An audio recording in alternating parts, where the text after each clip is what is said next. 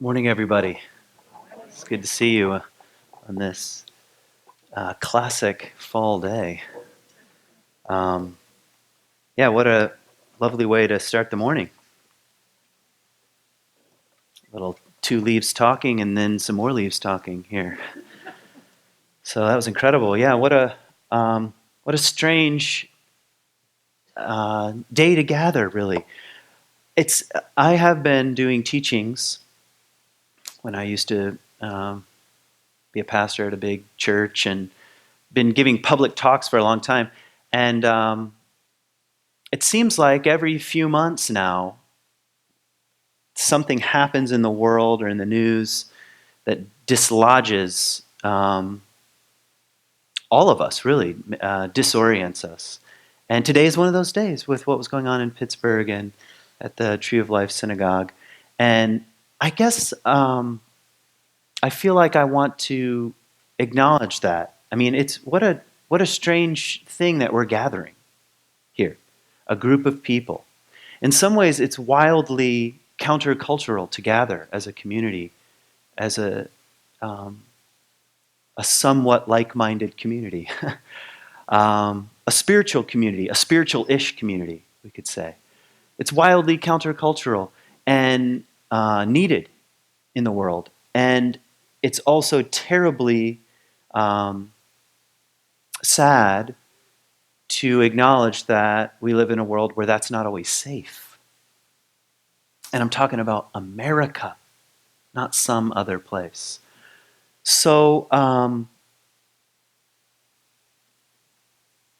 and so many people, some of you actually yourselves and your parents, and my parents certainly. My dad immigrated to the United States when he was 14. He came over and landed on Ellis Island. Um, he didn't become a citizen till he was in his 40s, I think. Um, so many stories, and so many of you and your parents or grandparents came here in some ways seeking a better life, we might say, but in some ways because of the possibility of living in a place where you could follow your own religious or spiritual longings. It was a safe enough place to gather the way you wanted to gather. And so it's so terribly disheartening when we realize that even in our country, that's not always possible. So, um, yeah, I want to begin this morning with just a brief moment of silence for our Jewish brothers and sisters. And then I'm going to read a little something and then we'll jump into the rest of the teaching. So just join me for just a brief moment of silence.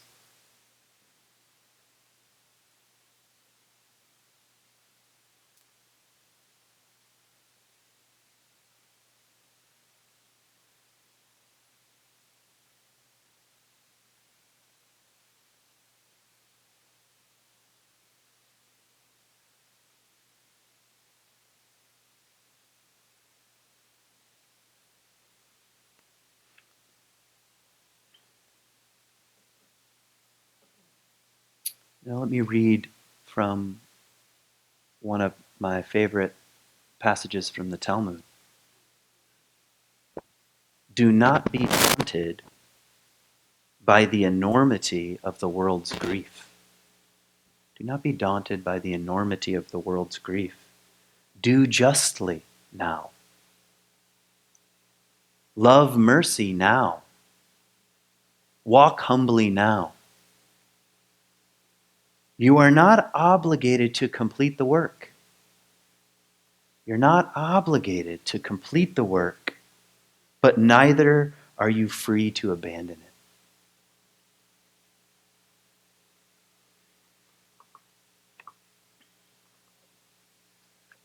It's interesting, my own relationship with Judaism and um,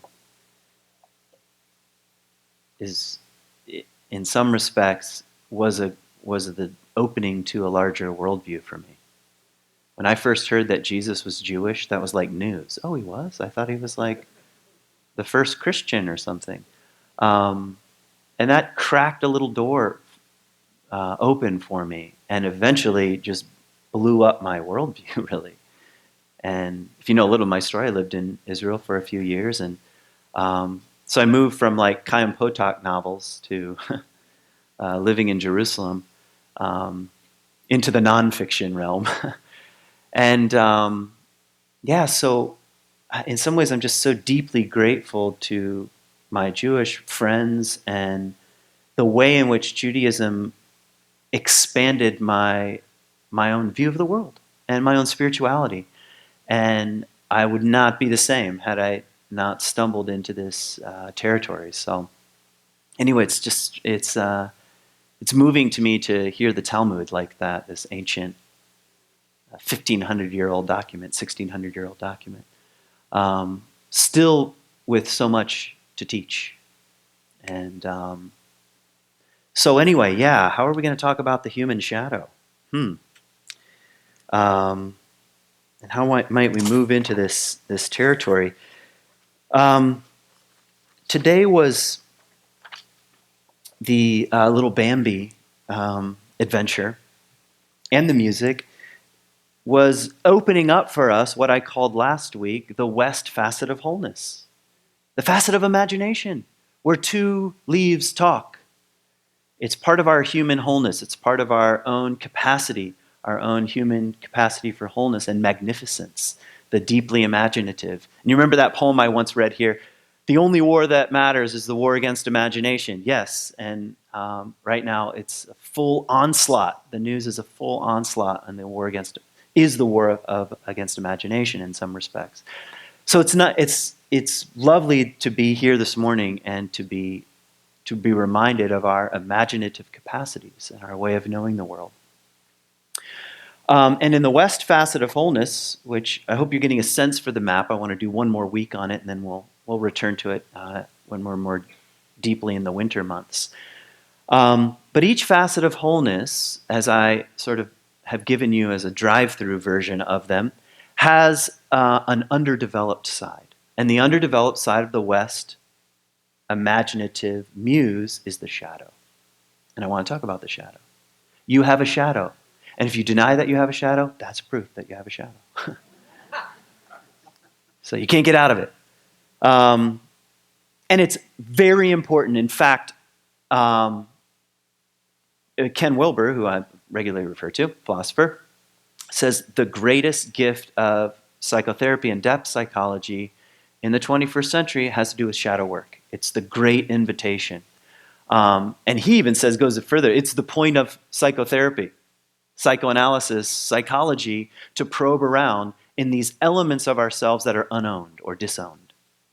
So it's an incredible opportunity for deeper integration. Here's the problem.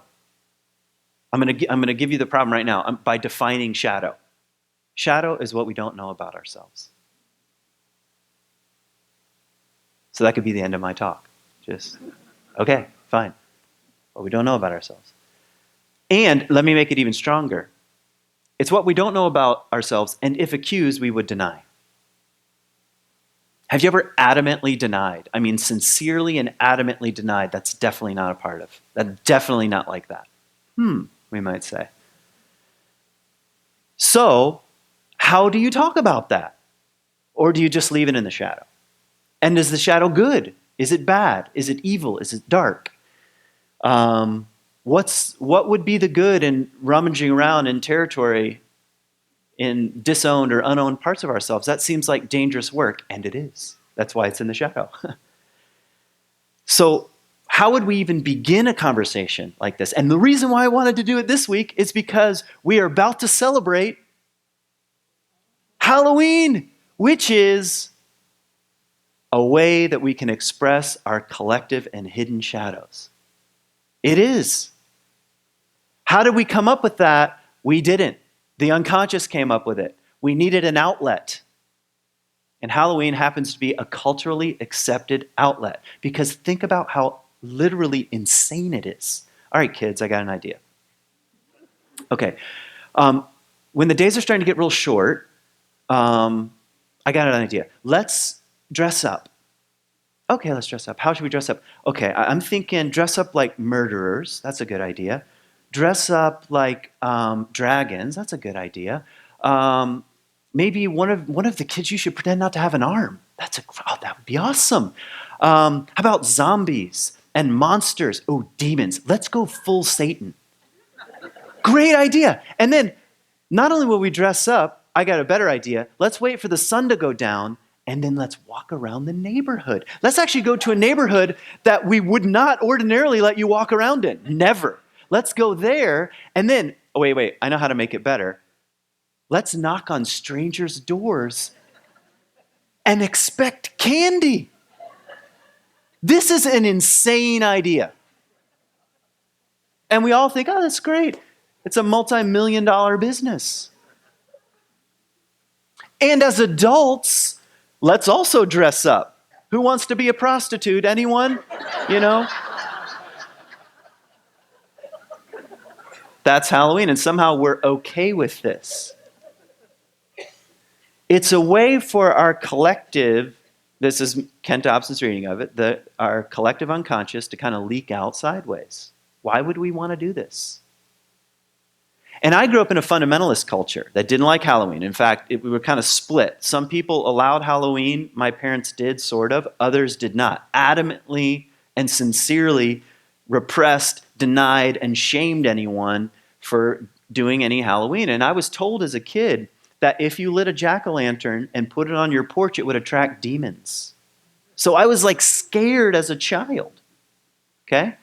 Didn't want to go anywhere. Now they have trunk or treat. Let's all get together at a church where it's safe and we'll pop over in our trucks. It was also a weird idea. Hey, kids, let's dress up and go near the trunk of a car.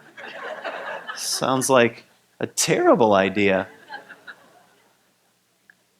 But anyway, I grew up with a lot of fear around Halloween and demons. And in fundamentalist culture, Christian fundamentalism, demons are quite real. They're not like symbolic. Like you might be sophisticated or whatever, but maybe you're not. But they were like, no, really, they're going to be on the porch, and Satan might be there, and you might be tempted, and they might attack you, and so better stay home and pray because that'll work.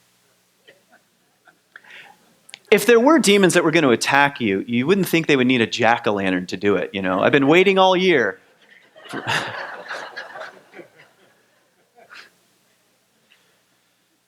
And just now as I'm thinking of it, I'm not even saying this is necessarily a bad thing, Halloween, I'm definitely not. And I'm also not necessarily saying it's a really bad thing to be afraid of it. I'm just saying the reason why it's sort of sticky territory is because it's shadowy territory. We're not sure what to do with it. We're not sure what to do with the unowned and disowned elements of ourselves, like the zombie of us and the prostitute that's in there and the murderer. We're not sure what to do with that. And we're pretty sure we don't have any of that. Okay, so now we know we're in the territory of the shadow. So, what do I want to say? Oh my gosh, look at the time. Okay, I'm going to give you, quickly, I want to talk about the shadow, and then I'm going to give you a line from Jesus, so why not? So, let me try to more fully define what I mean by shadow. Oh, by the way, I asked some of you to dress up, and I see like one of you dressed up. I wasn't here last week, so I couldn't really push the idea. I dressed up.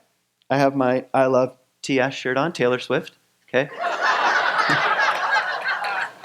My daughter's gonna be Taylor Swift for Halloween, so I'm supporting her, and also I'm supporting Taylor Swift, and you'll see why in a minute.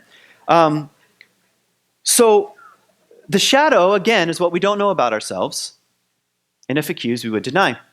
And the shadow can either, in Jungian terms, be golden or sinister. It's not necessarily bad. Golden shadow or sinister shadow. What's a golden shadow? Taylor Swift. She is the most awesome, vibrant, culturally relevant, beautiful. I'm not saying I actually believe these things, but maybe I do. It's a public figure often, or just anyone in your life, on which you put all kinds of golden things. There's no way I could be like Taylor Swift. It's a way of saying, I'm definitely not like that. And it gives a place for that energy to roam around. Same with a sinister shadow. There is no way I could be like certain public figures.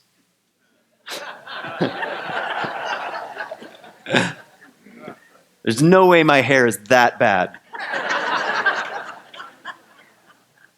So golden or sinister, now that's a public territory, but it gets a lot more closer to home when it's happening in your work environment.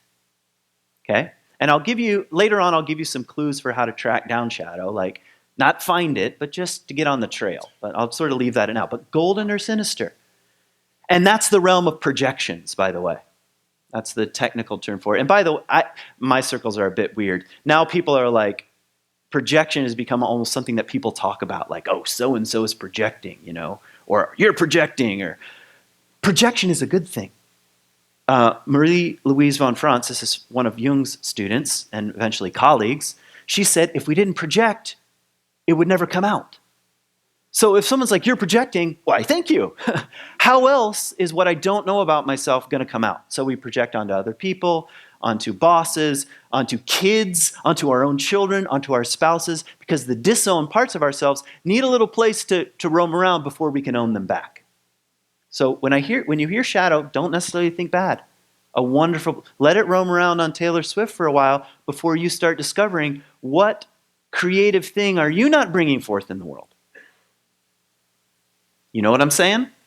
Okay, so projection is not bad. What else do I want to say? How did the shadow get formed? I'm kind of going really fast. It got formed because when you were a little kid, there were parts of your wild self, your full-faceted self, that was not acceptable to you, and especially not to your parents or culture. And so it had to keep you safe, go into the dungeon. It could be your exuberance, your wild, creative, free-flowing, tree climbing. Maybe you talk to leaves, and this was not acceptable eventually to you, but especially to your caregivers. It went into the shadow. And you forgot all about it. You actually did not think to yourself, I'm suppressing something. You actually just forgot about it over time. Same with sinister. Let's say, like in my house, it was the one thing you couldn't be was angry. You couldn't be angry. Almost anything else was acceptable, but you couldn't be angry because can you imagine Jesus getting angry? Actually, there are stories about that, but don't be like, because that's super bad. So if I was angry, do you ever get angry as a kid? It's a totally natural human emotion. Goes into the dungeon. And you start saying, the one thing I know about myself is there's not an angry bone in my body. Until at Starbucks, you smash your latte on the table and you think, you're so mad at the barista because it's not hot enough. Where did that come from? And I don't mean that's what you normally do and you're trying to hide it. I mean, all of a sudden, out of the blue, something comes out and boom. Where did that come from? Well, it was there. It just got a little funky in the dungeon, if that makes sense. So it helped you. The shadow helped you grow up by keeping a lid on things. And by the way, a culture without a shadow would be super dangerous. Imagine if there was never a container with which to put your instincts, your feelings, your crazy thoughts. It would be kind of dangerous place to move around in, correct? You got to keep a lid on some things. Except after a while, the lid is not very helpful. Or imagine the other end of the extreme, which is the lid is so tight nothing can get out. Then it's going to explode. I started watching a Netflix documentary on feminism. I don't remember the name of it. And in one little part, they showed advertisements from like the 1950s. There's just like a little clip with housewives like dressed in a nice little outfit, like super happy about the dishes and the toaster and all this, the wonderfulness of and this is femininity. That's keeping such a lid on that you know it's going to crack at a certain point. So those two extremes is not a very healthy culture. A healthy culture is probably something like, yes, the shadow develops and help you grow up, but as adults, you start to own it back. So Robert Bly says you spend the first 20 years picking up things that are unsavory or golden and stuffing them into a long black bag that you drag around behind you. And you spend the next 20 or 30 or 40 or 60 trying to retrieve those elements and say, what was that? It's not so easy. All right. So that's maybe a healthier culture where it's going to happen. You can't live without it, but you begin to retrieve. Robert Bly calls it eating the shadow. Not only do you have to take it out and say, there it is, you have to eat it. What is the gift in there? What do I have to own back and face? And you begin to eat it. And it takes a while to eat the shadow. It's not like, we're not talking about, doing shots. All right. It's a full meal. It's a slow food movement. All right. Eating the shadow. It's going to take a long time. It's like Dine with 9. Okay. It's like an insider joke, I guess. Oh, man. Anyway, I'm having fun. I'll give you a personal example to make it personal. So, at a job I had recently, which will remain unnamed, there was one person who everybody agreed was like the super nice person. Just everybody agreed. One thing we know about him is super nice. I could not stand him. Okay? And I may have been a pastor at the time. I know you're not supposed to, but that's a big part of being a pastor. You hate people. You just don't admit it. But he really bothered me, okay? And I started to get clear about what bothered me. And I would say things like, what's true about him is he is not authentic. That's quite an accusation. Now, I wouldn't say this to his face because I'm not an idiot, all right? But I started saying he's not authentic. Now, if we start putting this in the realm of projections, it's not necessarily the case that it's completely false. He may have been inauthentic. Aren't we all inauthentic to a certain degree? Yes. But for some reason, it was a charge for me that was kind of irrational. Irrational in the sense of, I really didn't know this person all that well, and I only had to interact with them every once in a while in meetings. We weren't, college roommates and, trying to figure out whose stuff is in the kitchen, No, we're talking about an occasional acquaintance, but it was a fiery charge. Until I started realizing very slowly, what was my problem? Take a wild guess. Had something to do with authenticity. And he became a mirror for my own inauthenticity. And until I started dining at that table, or if I didn't dine at that table, it could just remain forever as a projection. He could be the enemy, and I could scapegoat inauthenticity on him. He's the problem. Now you start applying this to your life, and things get like, oh, wait a minute. How many people do I use as a scapegoat? So I don't have to look at the shadowy material that's coming out. Have I made sense? Okay.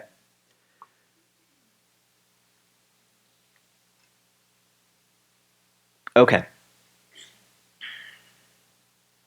I told you I'd give you a line from Jesus. This is so good. By the way, this is one of those teachings. Jesus has like 4 or 5 that if you were to go ask, sort of like, ask the pastor. By the way, there was this show on local PBS called Ask the Pastor. It was the greatest thing you've ever seen. I mean, I would watch it and giggle. And I mean, it's just so absurd that you could call in and they would have a ready-made answer from the Bible for everything. Well, you have to understand, Timmy. And here's the answer. Anyway, I don't know why I thought of that. But there are a few passages, lines from Jesus, that if you ask the pastor, they probably won't know what to say. They'll just look at you like, I have no idea. This is one of them. Here's the line. When an unclean spirit goes out of a man, he goes through dry places, obviously, seeking rest and finds none. Then he says, I will return to my house from where I came. And when he comes, he finds it empty, swept, and put in order. Now, this is only half of it, but let's just hang out here for a minute. So an unclean or evil spirit goes out of someone, roams around in a dry place, says, I'm going to go back home, comes back home and finds the house all tidied up. Jesus is not done. Then he says, then he goes and takes with him 7 other evil spirits, more wicked than himself, and then they enter and dwell there. And the last state of that man is worse than the first. Nobody phoned in on Ask the Pastor, all right? And then he says, so shall it be with this wicked generation. You have to admit, that is good, even if you have no idea what it means. And by the way, this is a much more, my way of putting it, is symbolic culture, the ancient Near East. And Judaism and even Hellenism. Don't think right away they thought, oh, they're talking about a literal evil, little man in there that was like going around. Literalism is a thing of the 17th, 18th, and 19th centuries. Okay? So what was he talking about? Now, I can't help but read this more archetypally, in a more Jungian fashion. So let's say there's a part of yourself, an unclean or evil spirit, that you try to get rid of. I know it comes out. Let's say it's something like something comes out of the black bag. There it is. I know what I'll do. I'll get rid of this thing. And I'll sweep and put my house in order. And I can say to myself, now, the one thing that I know about myself is I've dealt with my anger. I sent it away. It's never coming back. My house is tidy. It's clean. It's put in order. I even swept it. Meanwhile, this funky thing is wandering around in the desert, getting thirsty. This angry part of yourself, or this you fill in the blank, it's getting thirsty. It's like, I want to go back home. But because it's been pushed away, it says, I'm going to get my friends. And we're going to go back home and we're going to wreak havoc.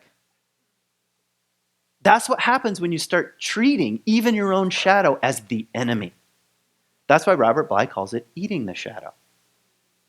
When the funky parts of ourself start to come out of hiding, we don't send them away into the desert, never to return. It just doesn't work. And any psychotherapist will tell you that. That's why if you just go to a weekend workshop on fill in the blank, and you're like, I did it. I dealt with my parental wounds. Just one weekend only cost me $500. 6 months later, you're back in the hole, and it's worse than ever. Do you know what I'm talking about? Anybody? Okay? This is the sort of thing that I think Jesus is hinting around about. The reason why I'm saying that is because right now we have the Western psyche and America has an enormous collective shadow. And all the polarization and all the separation and all the us versus them, it's huge. And it has to be dealt with. It does. We have to start collectively looking at the things that we push away, the people groups that we push away, the people we don't want on our borders, the enemies on the other side of the globe. Now the globe is getting smaller and smaller. Saying they are the problem. Doesn't matter the right or left. You can pick your they, by the way. Trying to keep all this stuff at bay and scapegoat them and the other. We have to deal with this. But how, right? And that's another talk for another time. And in some ways I say, I don't know. I don't know. But on the personal level, we have to begin owning our own disowned parts, our own shadowy material, the ways in which we play the same game that we blame the Trump administration for. We do. We just choose different others.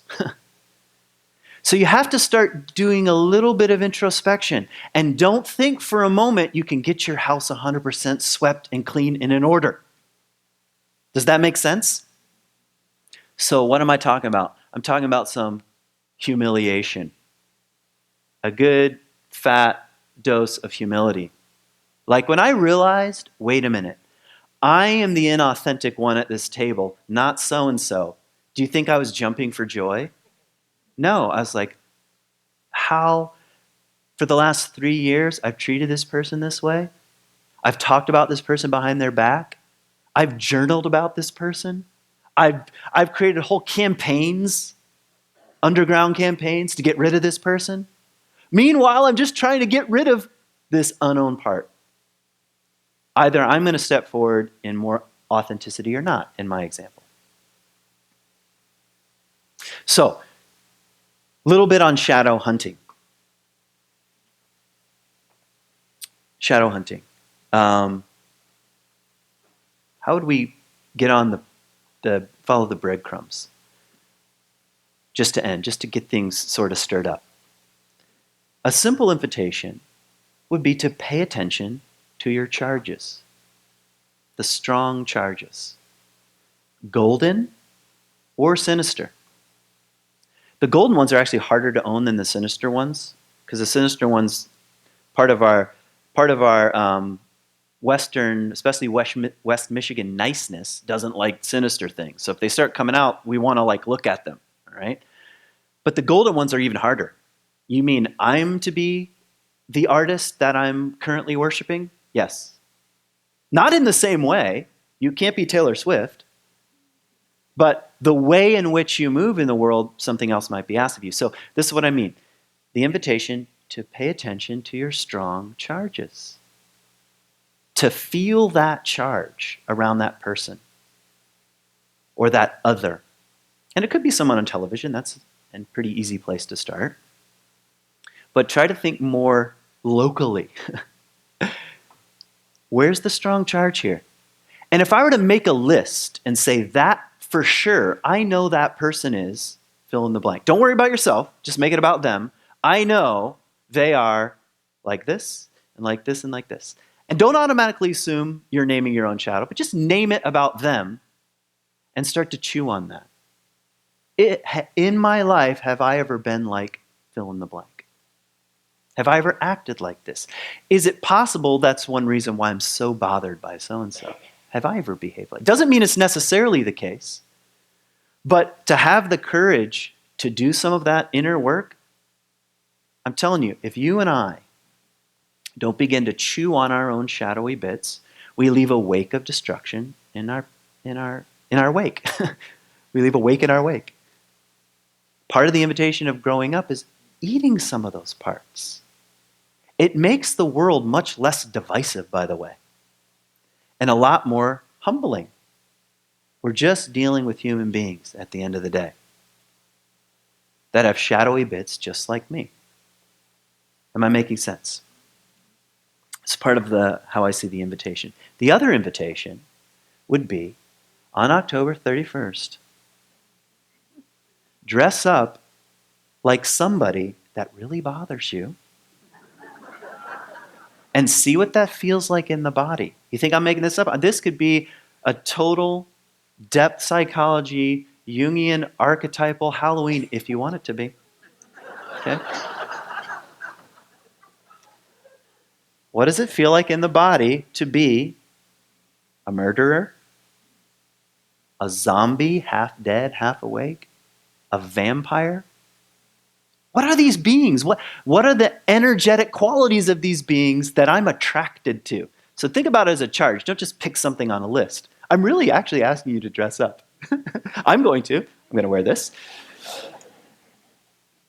But to say, what is it that makes me repulsed or attracted, both of which are a strong charge, repulsion or attraction, and what is this charge about? How might it be just a tiny window into these parts about myself that are in the black bag? Okay? All right, let's end with a little line here. Mankind owns 4 things that are no good at sea. This is the greatest to me. Rudder, anchor, and oars, and the fear of going down. This kind of work is about going down, not going up. Thanks for listening.